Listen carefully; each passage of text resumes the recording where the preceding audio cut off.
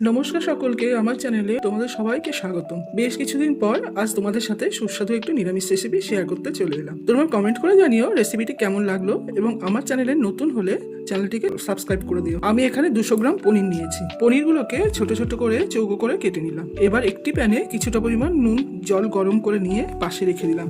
এরপর প্যানে পরিমাণ মতন তেল গরম করতে দিয়ে পনিরগুলোকে ভাজতে দেবো। একদিক একটু লাল হয়ে এলে আরেক দিক উল্টে দিলাম। পনির বেশি ভাজবো না, তাতে করে পনির শক্ত হয়ে যেতে পারে। পনিরগুলো ভাজা হয়ে এলে তুলে নিয়ে গরম করা নুন জলের মধ্যে দিয়ে দেব। এবার শুকনো তাওয়ার মধ্যে অল্প একটু জয়িত্রী, লবঙ্গ, এলাচ, দারচিনি হালকা করে ভেজে নিলাম। প্যানের মধ্যে ছোট চামচের 1 চামচ তেল দিয়ে কাজু বাদাম হালকা করে ভেজে নেব। এবার ভেজে রাখা জয়িত্রী, লবঙ্গ, এলাচ, দারচিনি, কাজু বাদাম জলে ভিজিয়ে রাখা আমন্ড পেস্ট করে নেব, এবং তাতে একটুখানি পোস্তও দিয়ে দেবো। সব কিছুকে একসঙ্গে মিহি পেস্ট করে নিলাম। এবার কড়াইতে 1 চামচ তেল গরম করে বেটে রাখা মশলার পেস্টটা দিয়ে দিলাম। লো ফ্লেমে ভালো করে নাড়তে থাকবো যাতে করে নিচে না লেগে যায়। এবার পরিমাণ মতো নুন ও হলুদ দিয়ে দিলাম। মশলাটাও কষে এলে তার মধ্যে জল দিয়ে ভালো করে মেশাতে থাকবো।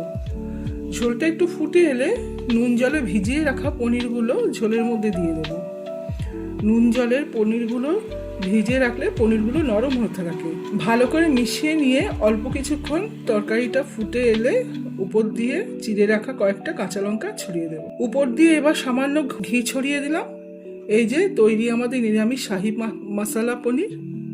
রেসিপিটি কেমন লাগলো কমেন্টে জানিও। অবশ্যই লাইক ও শেয়ার করে দিও। এইরকম আরও সুস্বাদু রান্না দেখতে হলে চ্যানেলটিকে সাবস্ক্রাইব করে দিও। তাহলে আজ আসি, দেখা হবে আবার নতুন কোনো ভিডিও নিয়ে।